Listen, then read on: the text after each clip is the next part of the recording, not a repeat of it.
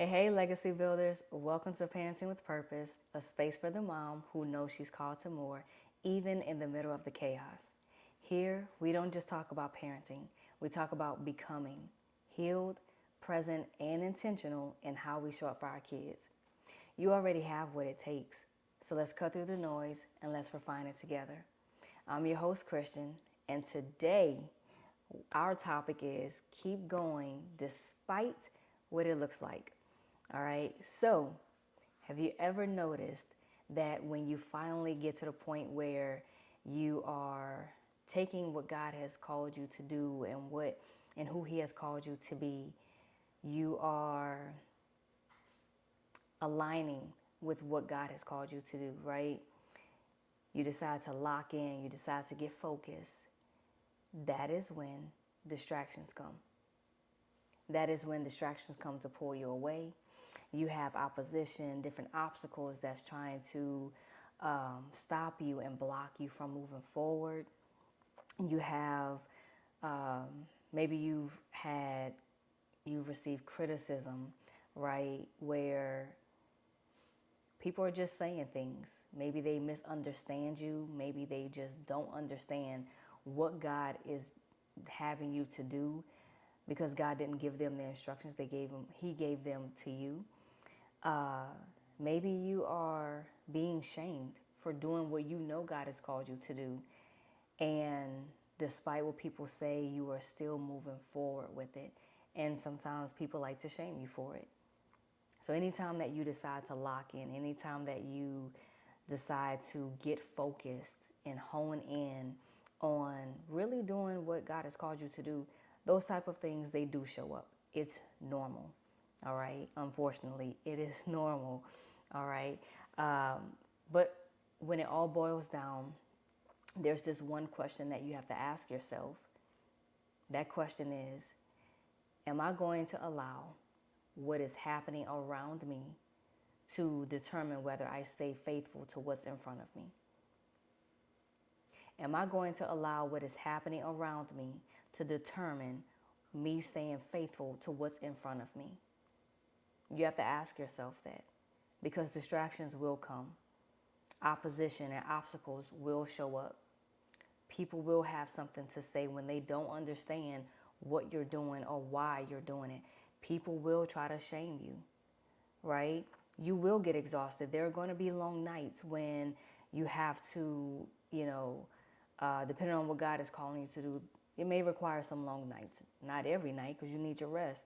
But there are going to be some long nights that's required, right? But you have to make a decision. Something that I've learned is that at some point, everybody has this one, maybe it doesn't happen once, but at some point you're going to have to make a decision on, am I going to go all in for who God is calling me to be and to do what He's calling me to do? Or am I going to sit on the sidelines? Am I going to show up and be who God has called me to be? Or am I going to sit on the sidelines? You're going to have to show up. When you make that decision, you're going to have to make that decision, and you're going to have to actually stick with that decision. Once you make that decision, you're actually going to have to protect that decision, because it's one thing for you to say, yes, I'm going all in, but the enemy knows when you are serious about actually locking in and doing what God has called you to do. So yes, he's not going to just allow you to just mosey on along and do what God has called you to do without any obstacles, without any issues at all, right? You're going to have to go through some things.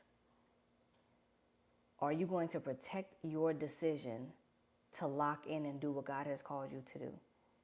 So you're going to have to make a decision, stick with the decision, and protect that decision. So just in case you didn't have any background story to Nehemiah. Nehemiah, he was a cupbearer and he was working for the king, right? And so he gets news.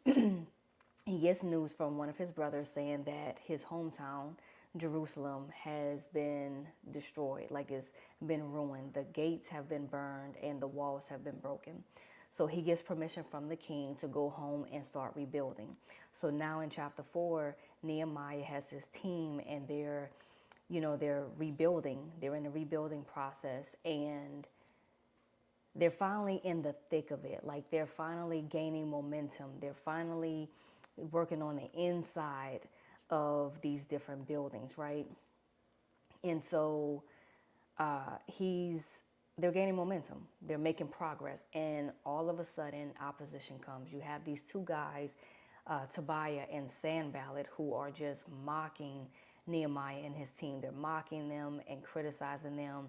Like, who do you think you are? Do they really think that they're going to rebuild the walls, right? And so Nehemiah, he's not even giving them the time of day. He prays. And what does he do? After he prayed, what does he do? He gets right back into work. Here's the thing. You have to understand that when the whole idea, the whole tactic of the enemy is to get you to take your eyes off of what is in front of you. You have an assignment. Your assignment is your child. You have to take care of your child in a way that pleases God. All right? How you raise your child is not always going to please everybody. The moment you decide to get serious, the moment you decide to say, you know what, I'm going to protect our family time. I'm going to limit the screen time. I'm going to control who has access to us, right? And you want to protect that. You want to protect all of those things. The moment you get serious about that, the enemy gets upset because he wants to see, can I get her to take her eyes off of what's in front of her? Can I get her to take her eyes off of the assignment? You know, you have your child that you're raising, that you're training up, that you're partnering with God to train up in a way that they should go so that when they are old, they will not depart from it, right? You're partnering with God to do these things. Maybe God also has you building a business or leading a group or whatever the case is, whatever God has you working on, you keep your eyes focused on what is in front of you. I can say this, I can talk about this because for years I had no idea. And I'll just be honest, when God had me to start YouTube in the very beginning, I had no idea that it was an assignment. Okay. I didn't. I was so new. I was spending time with God and I'm like, surely you don't want me to do YouTube, because I didn't want to be in front of the camera. And I just didn't. I wanted to do a support role. But I had no idea that, okay, I'm just going to do it. Whatever God is calling me to do, I'm going to do it. So I stepped foot into it and I finally started gaining momentum. I finally started enjoying it and like, okay, God, I see what you're doing. I'm partnering with you. You're giving me things to talk about. I'm not sure where this is going to go, but I'm here. You're guiding me. Good. And all of a sudden, distractions started showing up, but I didn't know that these were distractions. So distractions don't always come in the face of like distraction. No, distractions sometimes look inviting. Sometimes distractions look fun. Sometimes distractions they just look good, right? You have to have discernment. You have to go to God. Is this a distraction? And how do I need to handle this? So for years, I dropped my assignment, not knowing that that was my assignment, to be on YouTube. I had no idea. So for the longest, I dropped that assignment. I took my eyes off of it. And as long as I had my eyes off of it, I didn't have any issues. Satan wasn't coming after me. Why? Because I was no longer a threat. I was no longer a threat to the kingdom of darkness. All right. So what I'm sharing with you is when you get serious about who God has called you to be, when you get serious about doing the things that God has told you to do, yes, you're going to be misunderstood. Yes, there are going to be obstacles in the way. Yes, there are going to be people who misunderstand you and say all kind of things about you, but they did the same thing to Jesus. But the one thing that gets me, when you know that God has called you to do something, when you know it's God that's leading you, you have nothing to worry about. Right? Criticism doesn't feel good. It doesn't. But when you keep your eyes focused on Jesus and the very thing that's sitting in front of you, your assignment, God is going to cover you. There's a grace that covers you. All right. So I want to just drill that into you to help you understand that anytime, and let me get personal, anytime that you are breaking through barriers, because this channel, we're legacy builders, right? As we partner with God, He is helping us to build a legacy that we are going to leave for the generations to come after us. When you are breaking through barriers and you're going against the grain, it is going to be uncomfortable. It's going to be uncomfortable.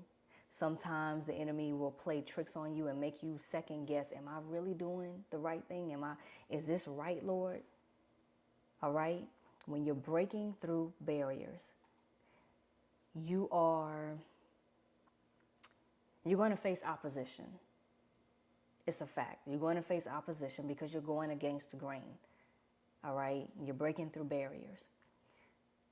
And anytime that you are breaking through barriers and going against the grain, when you face opposition, there are going to be people who are upset because it now makes them uncomfortable.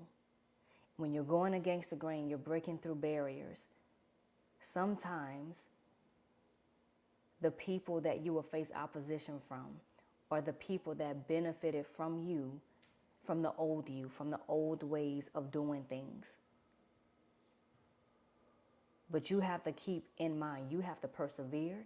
You have to keep your mind and your eyes stayed on Jesus, and you're going to have to stay focused on what is in front of you and your assignment. All right. Remember, just like with Nehemiah prayed, and then he went right back to focusing on the assignment, rebuilding the walls. All right. Stand firm and keep your eyes on Jesus. Remember that God is with you. Remember how God brought you through things in the past that you never saw yourself coming out of, right? Remember that God is with you. He would never abandon you. He would never leave you. He is our Father, right? He's always with us. The last one is, know that God will fight for you. There's a scripture in the Bible that says, God will contend with those who contend with you. And Nehemiah, in fact, there was a scripture in Nehemiah 4 where it talks about how word had got back to Nehemiah that God had started frustrating their enemies' plans. So God is always fighting for you. All right? He will contend with those who contend with you. Stay focused on what is in front of you. Stay focused on what God has you working on. Building that relationship with your child. Working on the things that He's calling you to do. Stay focused. That's all we have time for today.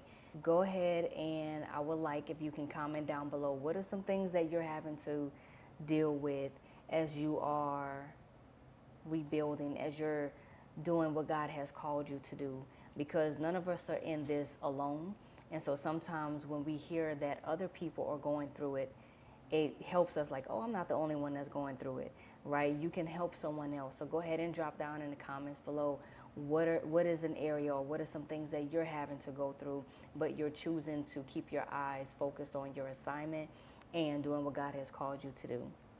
All right. And please go ahead and share this with another mom who, as a reminder, she needs that reminder. There are other moms who needs the reminder to know that they have what it takes to break cycles and to build something different. I will see you all in the next video. Enjoy your weekend.